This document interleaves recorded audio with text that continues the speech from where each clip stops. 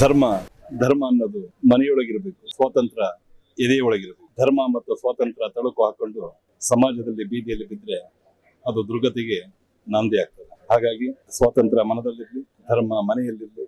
ಸ್ವೇಚ್ಛಾತಾರತನ, ಸ್ವಾತಂತ್ರ್ಯದ ಸ್ವೇಚ್ಛೆಯ ವ್ಯವಸ್ಥೆ ನಮಗೆ ದೂರವಾಗಿರಲಿ.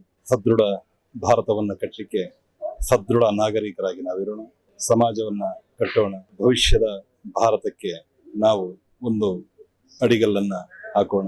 ಈ ವರ್ಷದ ಸ್ವಾತಂತ್ರ್ಯೋತ್ಸವದ ಶುಭಾಶಯಗಳು. ಗಂಡು ಮೆಟ್ಟಿನ ನೆಲದ ಈ ಧಾರವಾಡ, ಕನ್ನಡದ ಅವತರಣಿಕೆಯ ಈ ಧಾರವಾಡ, ಪೇಡಾನಗರಿ ಧಾರವಾಡ, ಶಾಲ್ಮಲಾ ನದಿ ಹುಟ್ಟಿದ ಧಾರವಾಡ, ಕಿತ್ತೂರು ರಾಣಿ ಚೆನ್ನಮ್ಮನ ಧಾರವಾಡ ಯಶಸ್ವಿಯಾಗಲಿ, ಬೆಳಿಲಿ.